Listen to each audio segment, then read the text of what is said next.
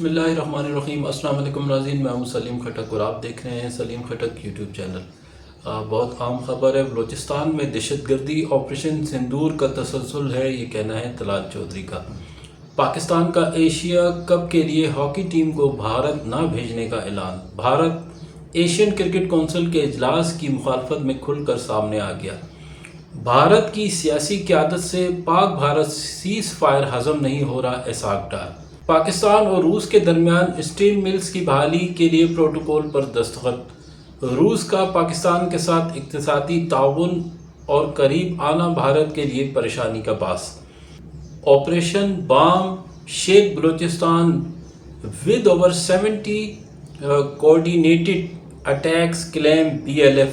Hindustan Times. 9 bus passenger kidnapped, shoot down in Balochistan. Imran Khan's sons will be dealt with strictly if they join protest in Pakistan, warn PML noon leaders. Assault Aviation admit that Rafale put down by PAF। तो नाज़रीन, इसकी detail में जाने से पहले अगर आपने हमारे चैनल को अभी तक सब्सक्राइब नहीं किया है तो कर लें और बेल के बटन को लाजमी दबाएं ताकि आपको नई वीडियो का नोटिफिकेशन मिल सके। तो सबसे पहले, भारत की सियासी क़यादत से पाक भारत सीज़ फायर हज़म नहीं हो रहा, ये कहना है इसाक डार का। भारत ने खुद सीज़ फायर की दरख्वास्त की, मिलिट्री टू मिलिट्री ठीक है, बल्कि सियासी क़यादत से जंगबंदी हज़म नहीं हो रही।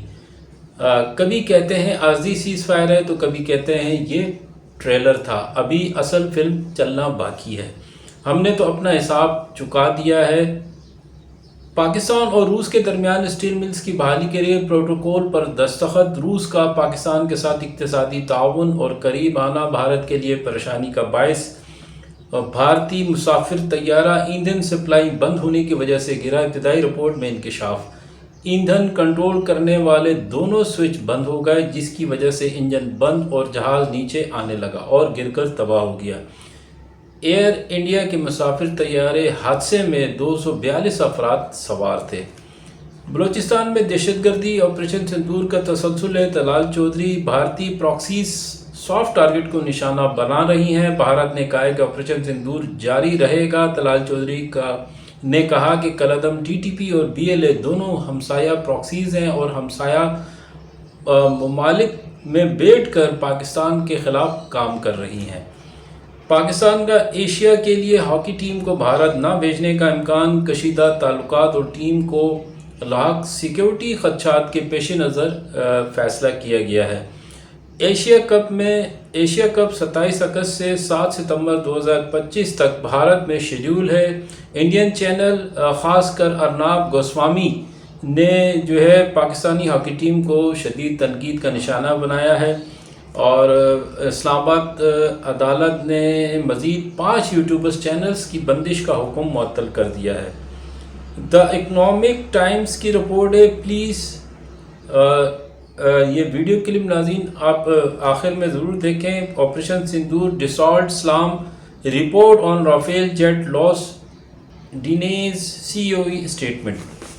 फर्स्ट पोस्ट की रिपोर्ट है। Dassault aviation chairman COE Eric Trippier has rejected reports that India lost Rafale fighter jet during a recent military standoff with Pakistan during Operation Sindoor.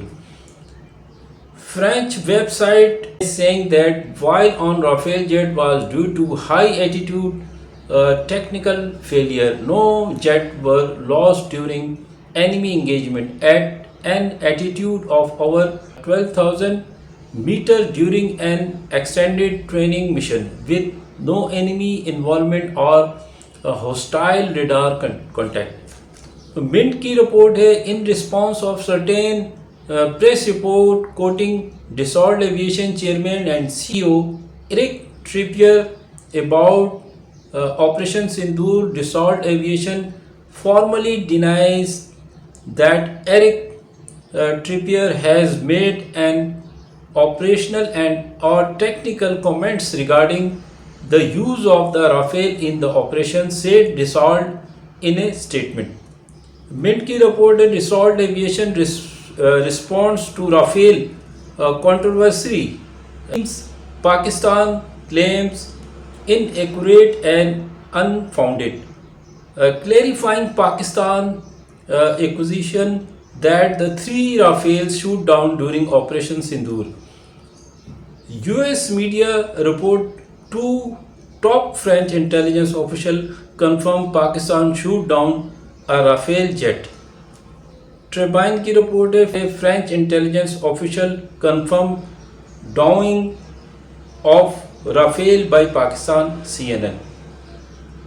According to the military spokesman person Lieutenant General Arshad Sharif, the aircraft shoot down included 3 Rafale jet, 1 MiG-29 and 01 SU series aircraft and 1 Israeli made drone. तो नाज़रीन, ये थी आज की updates. इंशाल्लाह नई update के साथ दोबारा हाजिर होऊंगा। आखिर में आप वीडियो क्लिप इंडियन मीडिया का ज़रूर देखें। मुझे इजाज़त दें, इंशाल्लाह नेक्स्ट प्रोग्राम में आपसे मुलाकात होगी। देखने का बहुत शुक्रिया। Thank you very much. Pakistan जिंदाबाद, हमेशा पाइंदाबाद। अल्लाह हाफिज़। तो नमस्कार, मैं मनोज कुमार शर्मा, आजाद हिंद न्यूज के लिए आपके बीच में एक बार फिर। जैसा कि मैंने आपको बोला था कि जब सिंदूर ऑपरेशन हुआ था वो केवल एक शौक के लिए हुआ था, प्रधानमंत्री जी के बिहार चुनाव को देख करके हुआ था। क्या कारण हुए? अभी क्या कारण है कि अभी तक 4 वो अपराधी पकड़े नहीं गए, स्केच भी गलत जारी कर दिए गए। लेकिन साहब बेशर्मी देखिए, प्रधानमंत्री मोदी अपने कॉर्पोरेट दोस्तों के हितों के लिए यात्रा कर रहे हैं, विदेश यात्राएं कर रहे हैं, जिनके खर्चे का भुगतान हमारे देश की जनता टैक्स के पैसों से भर रही है। और इनके मुख्यमंत्रियों का तो हाल ही बुरा है। इनके मुख्यमंत्रियों का कभी फरमान आ जाए तो दिल्ली में गाड़ियां चलवाना बंद कर दें।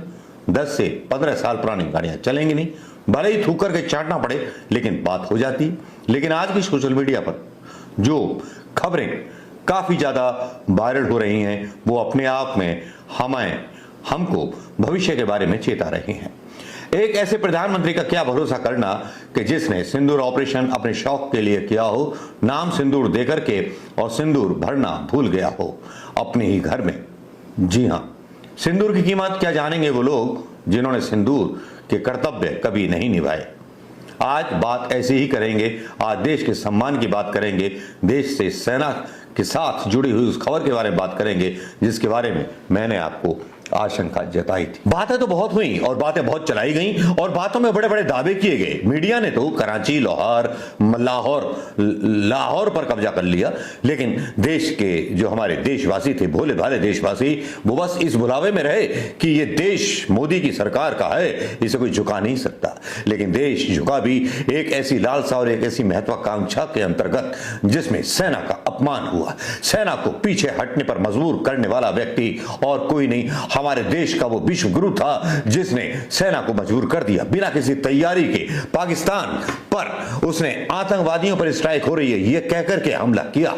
और मजे की बात कि वो विश्व समुदाय को इस बारे में सूचना नहीं दे पाया या नहीं किया। पाकिस्तान को जरूर बता दिया गया, जिसके बारे में काफी आलोचनाएं हुई। लेकिन इसी बीच कई सेना के लोगों ने इनके बारे में पोल खोलना शुरू किया। राफेल के बारे में भी सच सामने आया कि राफेल फेल हो गया, राफेल का सोर्स कोड इनको दिया नहीं गया था। तो भैया आप जो थे कबाड़ लेके आए थे फ्रांस से या क्या लेकर आए थे? लेकिन अभी और बेइज्जती होना बाकी है उन प्रधानमंत्री की जो बोलते तो बहुत बड़े बड़े हैं और विदेश यात्राएं करते हैं अपने दोस्तों के लिए। बोल इतने बड़े कि बस पूछो मत, मतलब विपक्ष को तो मार डालेंगे और चुनाव जो है जबरदस्ती चुनाव आयोग के माध्यम से जीत जाएंगे। लेकिन यहां सेना चुप कहां रहने वाली है। सेना को अपना पक्ष देश की जनता के सामने रखना था और देश की जनता के सामने पक्ष कुछ इस तरह से आता है 30वीं बार। जनता की सेना, मतलब जनता की जो सेना है, देश की जो सेना है, वो ईमानदारी के साथ बताती है सच। वो सच जो सच कभी किसी मीडिया ने नहीं बताया। किसी मीडिया ने गरेबान पकड़ करके प्रधानमंत्री मोदी के रक्षा मंत्री से नहीं पूछा कि बताइए क्या सच है, क्योंकि आजकल मोदी मीडिया विपक्ष से ही पूछता है, विपक्ष पर ही आरोप लगाता है, लेकिन प्रधानमंत्री मोदी पर आरोप नहीं लगाता। सुब्रमण्यम स्वामी का इसी बीच एक आरोप आया है कि चीन के और अमेरिका के पास प्रधानमंत्री मोदी जी की कुछ सीडीज हैं। किस बारे की सीडीज हैं इस बारे में तो नहीं पता, लेकिन होंगी कुछ सीडीज। अगर दावा किया गया सुब्रमण्यम स्वामी के द्वारा और झूठा होता तो अब तक गिरफ्तार कर लिए होते। अब तक गिरफ्तार क्यों नहीं किए गए? लेकिन सेना की जहां मैं बात कर रहा हूं, सेना के अधिकारियों ने जिस तरह से लफड़ मारे हैं हमारी इस सरकार को शर्म के मारे इस्तीफा दे देना चाहिए। अगर बाकी राष्ट्रभक्त सरकार है, बाकी देशभक्त सरकार है, बाकी राष्ट्रवादी लोग हैं तो इन्हें इस्तीफा दे देना चाहिए अपने पद से। खबर क्या है? खबर इसी गोदी मीडिया के प्रिंट मीडिया पर चल रही है, जिसको हेडिंग दिया गया है। हेडिंग दिया गया है कुछ इस तरह से कि जैसे कि भारत ने 4 राष्ट्रों का मुकाबला किया सिंदूर ऑपरेशन के दौरान।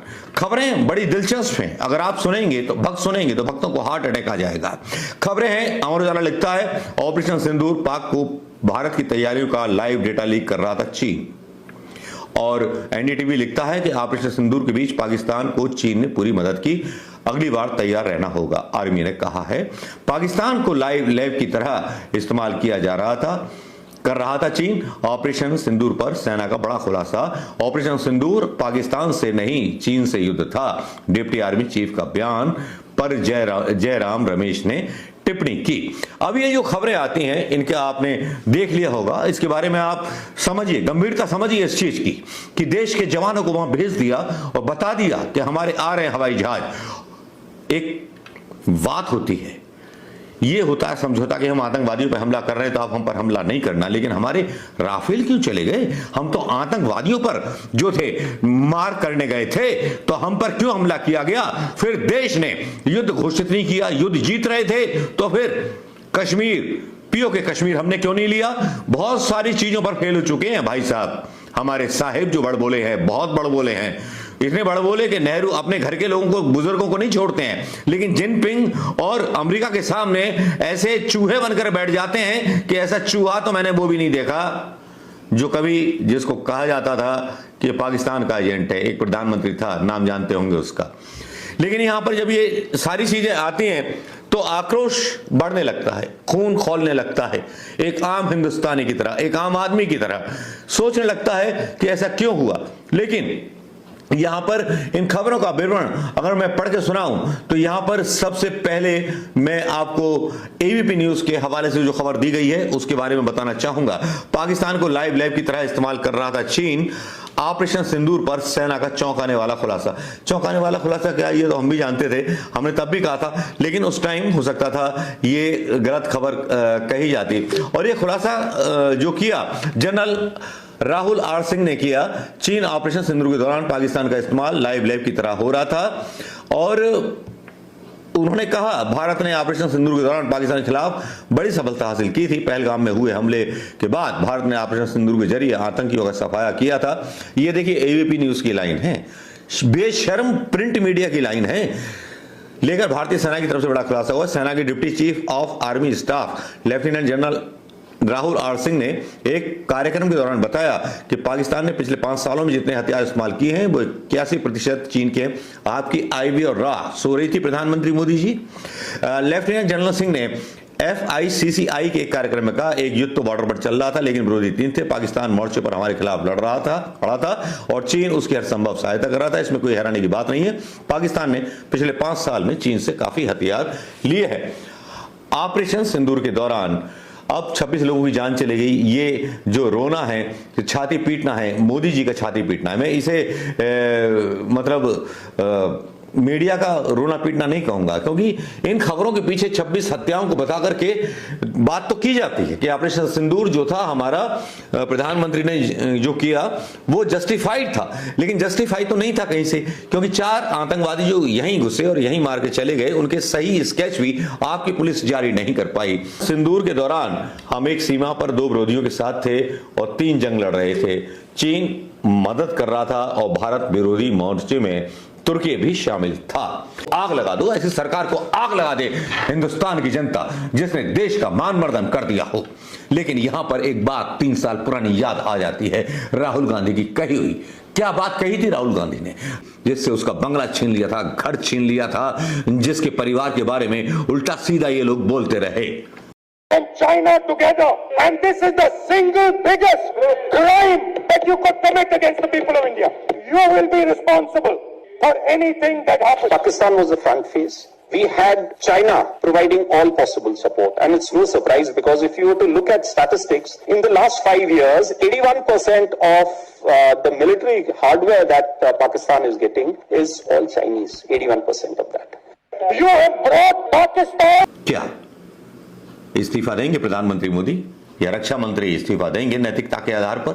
क्या सेना को जिस तरह से अपनी राजनीतिक महत्वाकांक्षाओं के लिए सीमा पर ऑपरेशन सिंदूर के तहत इस्तेमाल किया गया, क्या उस पर कोई सवाल पूछेगा मीडिया? सब ब्रह्मला बने हुए हैं।